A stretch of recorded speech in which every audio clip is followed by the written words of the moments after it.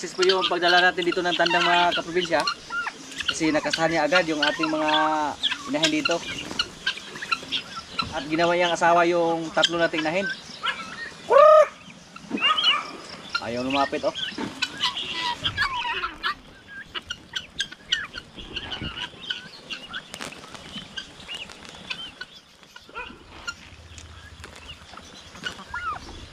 Yung tadang natin oh.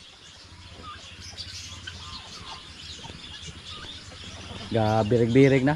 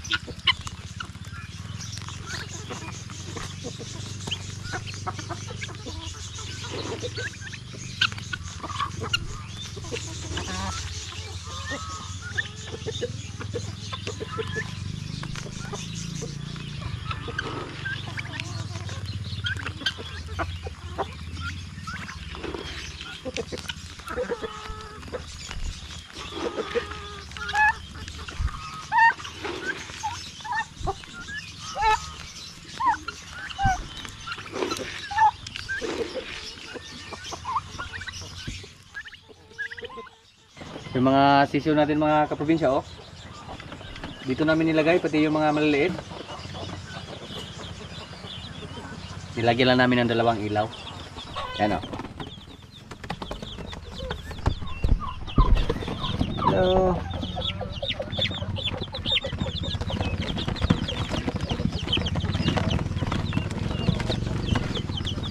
May mga Jersey Giant din tayo dito.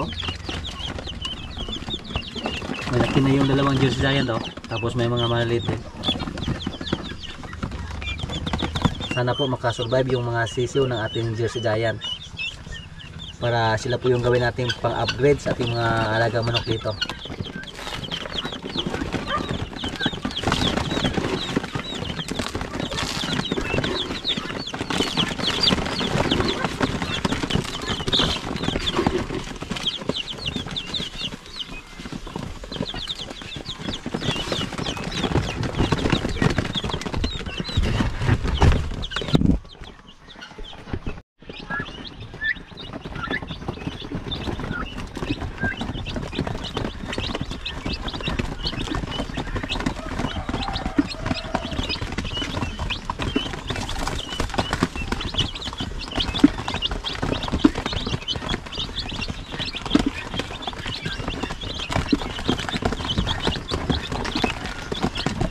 Mabilis lumaki yung ating Jersey Giant oh, yung dalawa.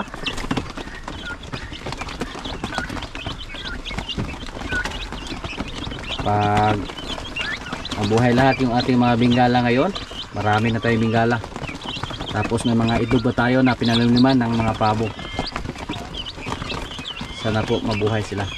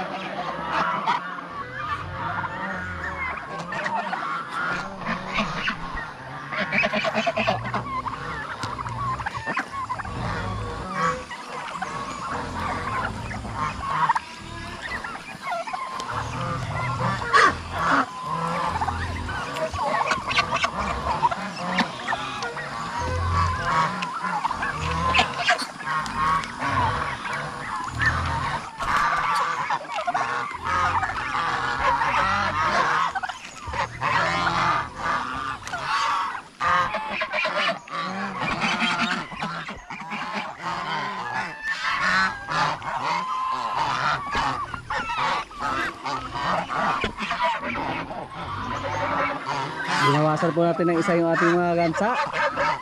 Naglitsyon tayo kahapon.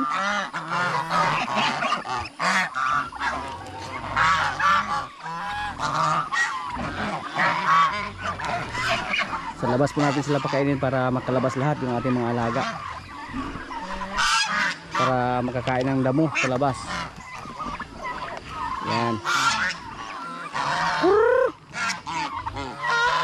Yung mga bingala natin kanina sumunod sa atin.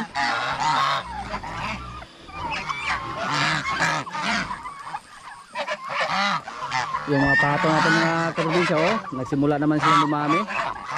Tapos may mga sisi pa tayo ng pato doon.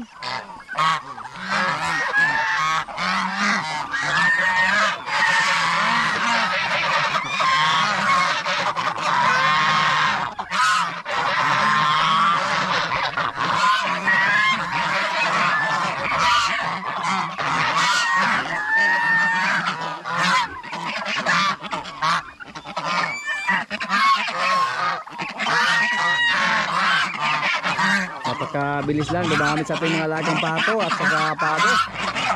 Yung manok, abangan nyo po yung pagpapadami natin sa kanila.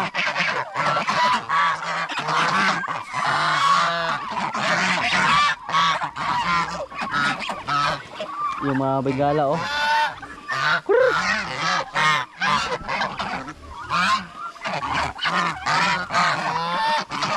Pero takot yung mga bigala sa mga pabo natin at saka gansa. Natakot sila. Mga malaki yung gansa natin. Pati yung mga pabo.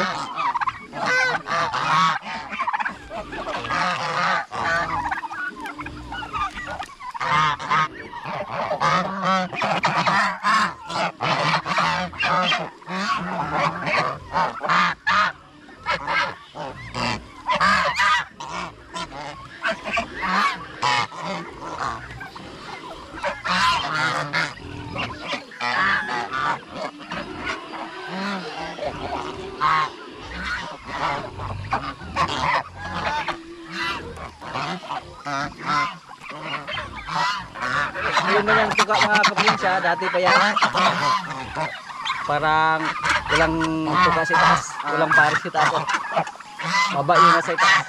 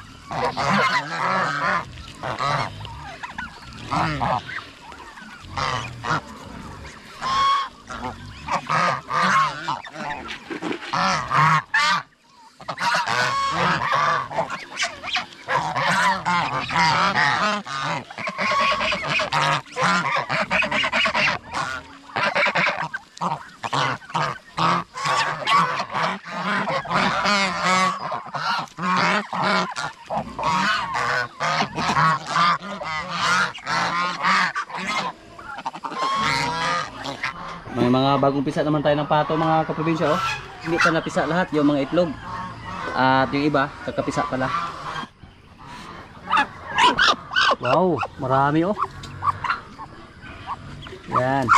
Marami mga kaprobinsya, oh. Yan, oh. Set. So, hindi muna namin kunin yan.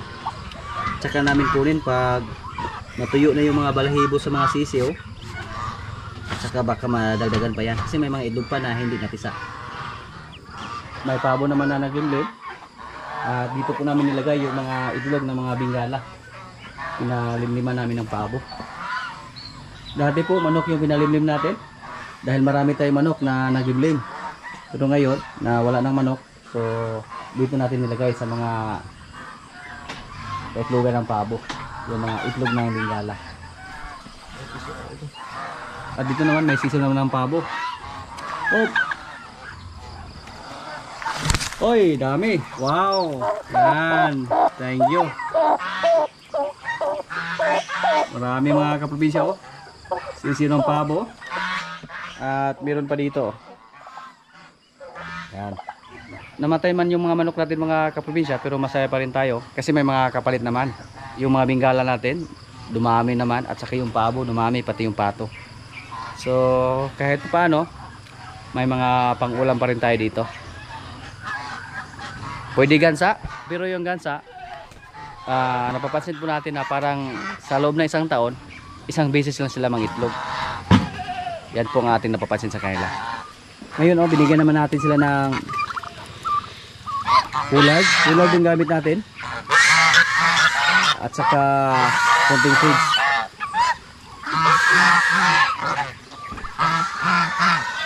Kulang na yung feeds na binigay natin, parang pang snacks lang yun sa kanila. Yan. Tapos may mga sisiw pa tayo ng pato doon sa kulungan, kaya walang tigil sa pagdami yung mga alaga natin dito. Yung mga manok po, abangan natin ang pagdami nila. May inahing manok pa tayo doon malagi sa kabilang bakod, at doon nakikain sa mga kambing at saka baka. Tsaka natin sila ilipat doon pag may mga sisiw na. May isa doon sa kabila, tsaka natin ilagay sa kulungan para yung sisiw nila hindi na maglayas. Basta doon natin mailagay.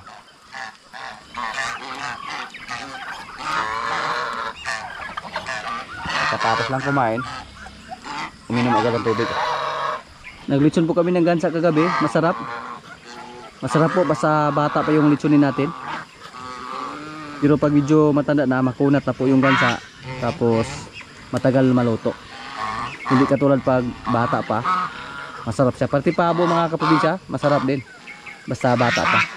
Yung gansa naligo agad. Flowing po yung tubig natin dyan. Ngayon po, pag napapansin nyo po, malinaw na po yung tubig natin. Hindi katulad dati na nag-iba yung kulay dahil sa kakulangan natin na supply ng tubig. Pero ngayon flowing yung tubig natin at malinis na po.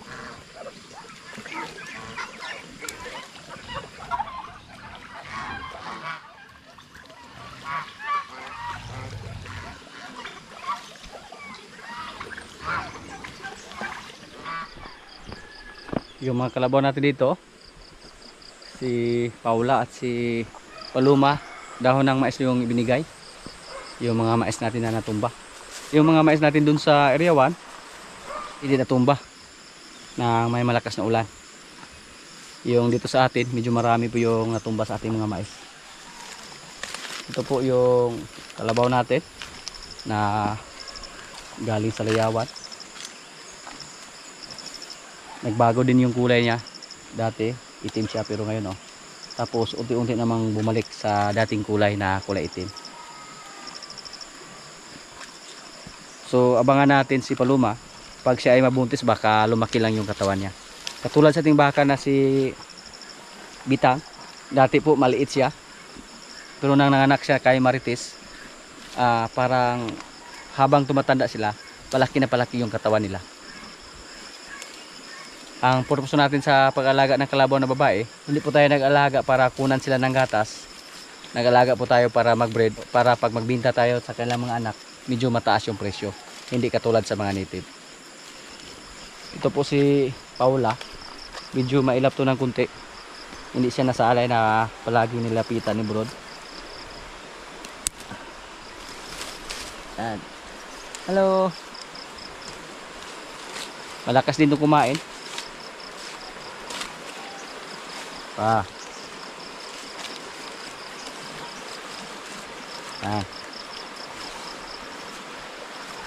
She is Paula.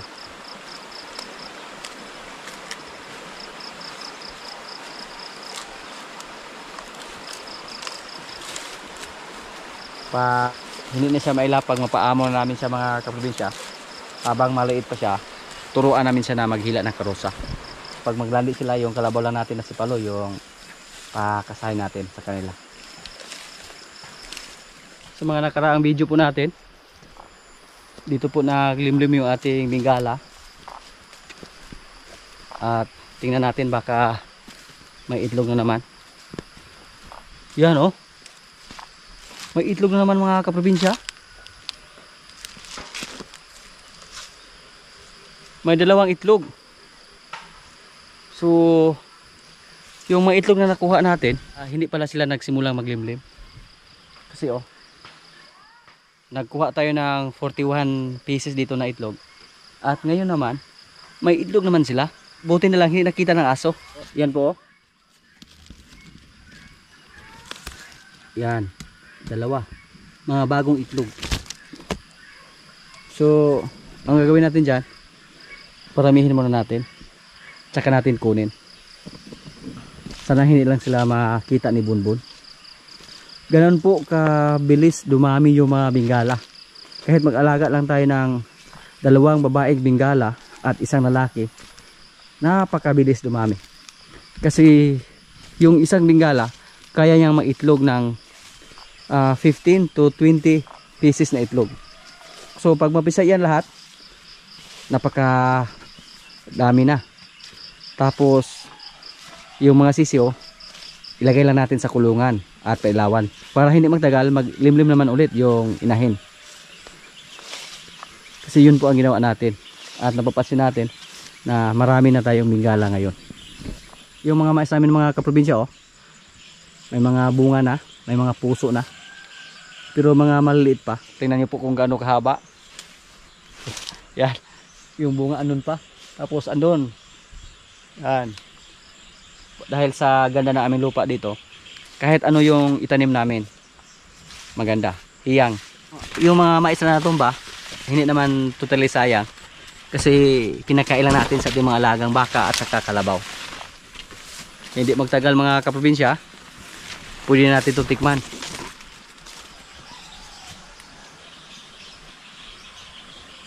Yung mga mais dito na damage, na natumba, siguro nasa mga 1/4. Ganun po kalaki yung damage. May mga pailan-ilan. Tapos dun sa kabila, yung mais na pinakamataba dun sa likuran, dun po ang maraming natumba. Yung mga langka namin dito, pinutol namin yung dulo para hindi siya tumaas ng husto. Dalawang puno po yung nabuhay sa ating langka. At yung ating mga kalamansi dito, napakinabangan na namin mga kaprobinsya sa tuwing magkilaw kami, kasi may mga bunga na. Yan, parang kailan lang kami nagtanim dito mga kaprobinsya oh.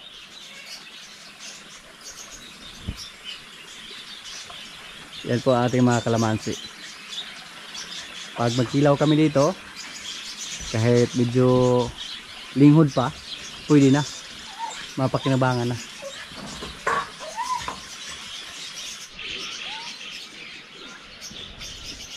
Yan oh, yung mga bunga, dami. Maraming mga maliliit. Meron pa dito. At may malaki pa. Nung dumating tayo dito sa area to mga kaprobinsya, wala po tayong ibang ginawa kundi magtanim. Nung nagsimula tayo magdidilot dito, magtanim ng kahoy, magtanim ng niyog, magtanim ng napier. At ito na po yung resulta oh, sa ating tanim. Yung mga nara na tinanim natin, malaki na. At hindi lang isa yung tinanim natin dito, marami yung tinanim natin sa gilid. Yan, meron pa oh. Tinanim natin dyan para mapigilan yung lupa natin na hindi gumuho.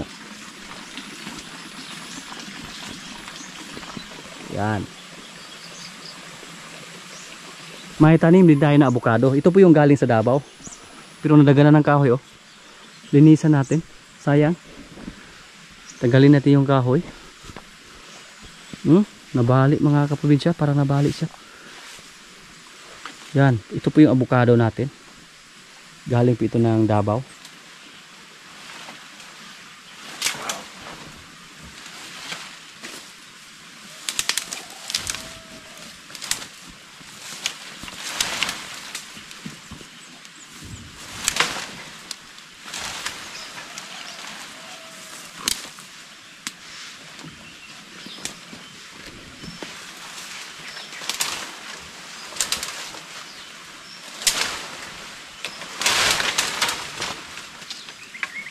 Malaki na sana yung avocado natin. Pero hindi natin namalayan agad na nadaganan pala ng kahoy. Sanga ng Gemellina.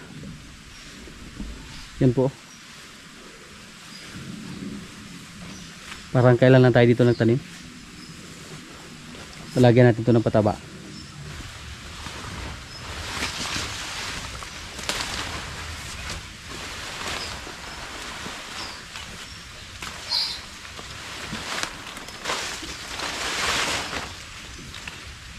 Yung avocado natin hindi straight yung paglaki niya dahil matagal na pala yung sanga ng Gemellina na nakatapal sa kanya.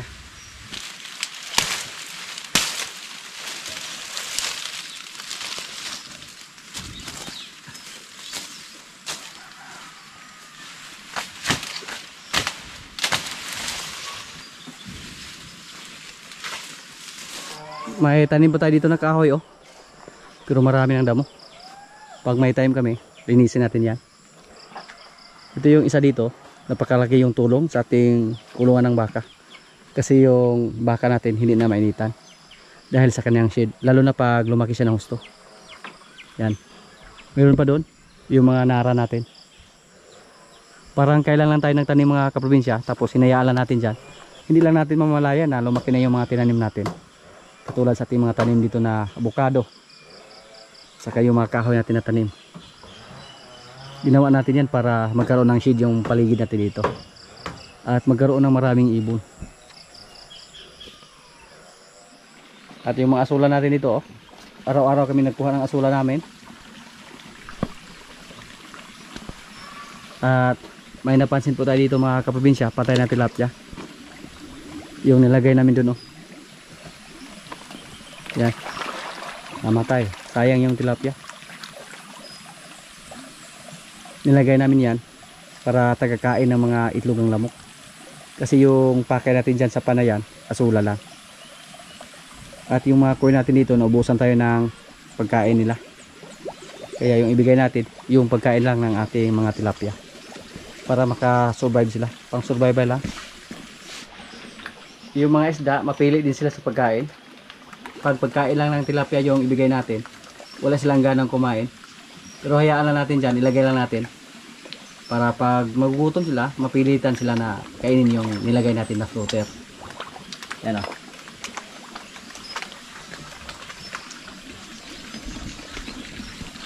At yung mga tilapia namin dito, pwede naman kami mga whale ulit. Kasi yung nilipat natin dito, napakabilis lumaki. Yan o. Yan.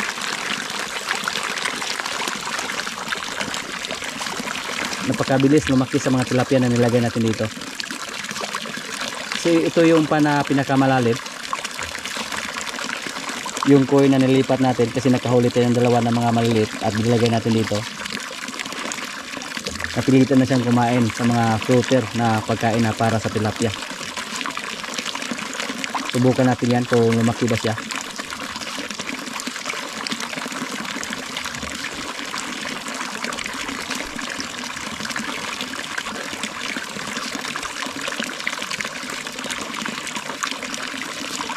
So, sunod na araw, mangawil naman tayo ng tilapia dito. Malaki na, oh. Pwede na.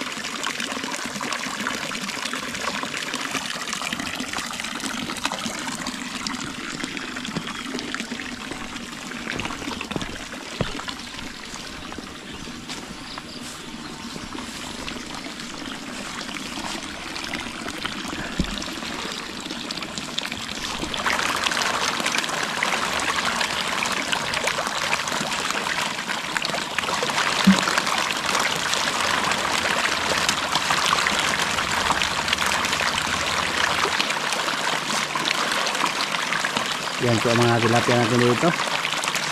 Nakakaloy tingnan.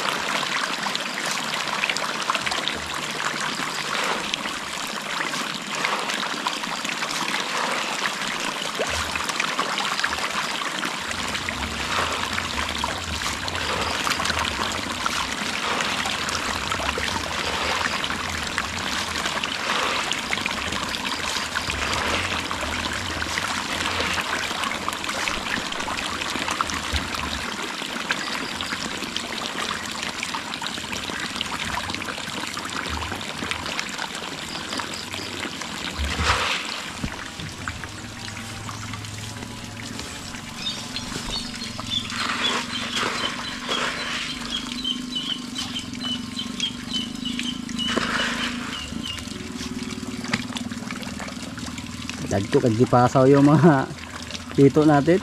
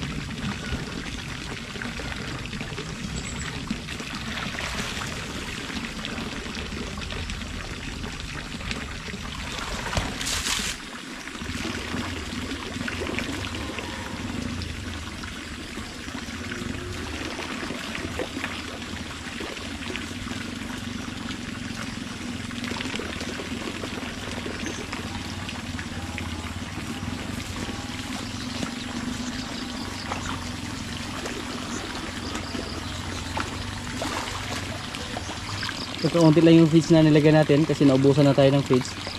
Kaya dinagdagan natin ng asula. Para pag magugutom sila, may makain sila.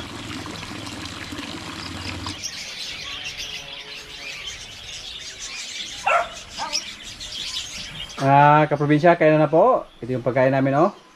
Munggo. May natira pa kaming lechon ng gansa. Yan, may kanin. Lord, maraming salamat sa pagkain. So, kain na. Gansa.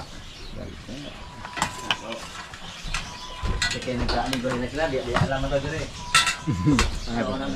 Okay. Sito ng mga problema ba ginagawin? Yeah. Sa mga kamalamalan.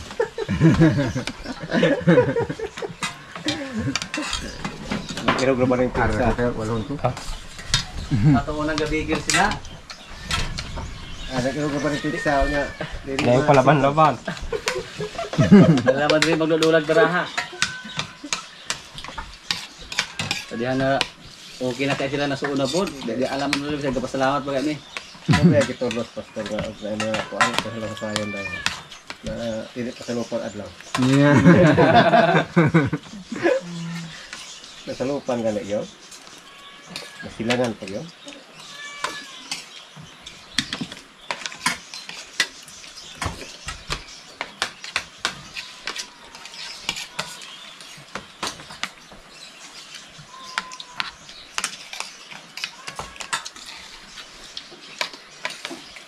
Pero katong mukha og hala, be eh. Buka yung simod.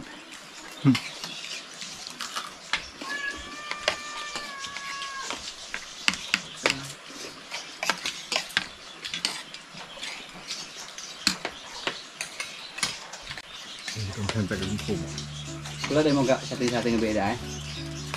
Wala pa pala. Ay lang. Sa balik pa. Wala ho nila po wala mga balik. What man? Ikaw naman Hindi ganyan. na ako sa salig na ayaw gram.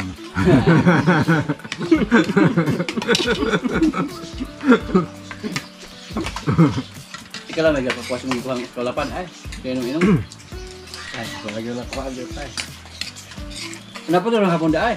Ano po hapon ito? Na. Siguro madugangan ba? Yeah.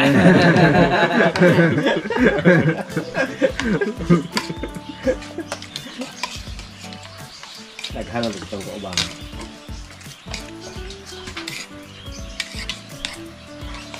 Sunod din yung kumbira na ito anda ay. Kasal yung pista. Yung sarap ano? Imuhan malagay pundok daan.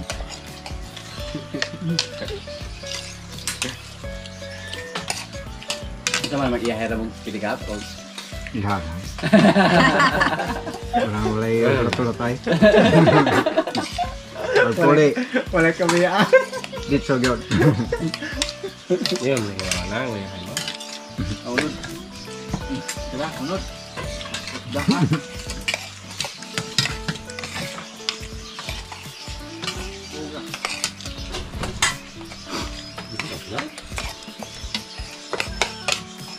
Ang bile. Sandukan ko mong saan. Pasandok sa gamay. Ngayon kanon kay iyang bunatag kaot para hindi mo nakagawa. Mainit ko yung kanon. No, siya.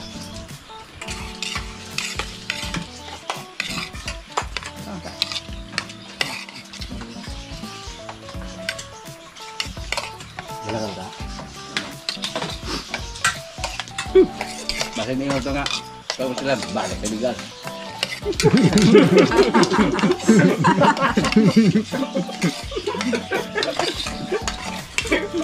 Aligra yung lang. Iigan ko. Sana. Pero okay lang no? Yan lang muna mga kaganapan dito sa amin mga kaprobinsya at maraming salamat po sa palagi niyong pagsubaybay sa aming mga video. Maraming salamat din sa ating mga salad viewers, sa mga kaibigan natin na nasa bansa na palagi nanonood, sa mga palagi nag-comment. Maraming salamat po. Shoutout muna sa ating mga kaibigan dyan. Shoutout kay Ramon Remigio from California. Shoutout kay Emily Buro watching from Qatar. Shoutout kay Ariel Kabutin. Shoutout kay Roy Umali from Taguig. Shoutout kay Pio Abres. Shoutout kay Ruji Duway from Zamboanga City. Shoutout kay Lipat Unvlog. Shoutout kay Jimmy Gistro. Shoutout kay Arnold Corpus. Shoutout kay Danilo Dimitrio. Shoutout Maxim Farm of Misamis Oriental. Shoutout Riyadh Riders from KSA. At sa mga hindi ko po na shoutout na lang po sa lahat at maraming salamat po.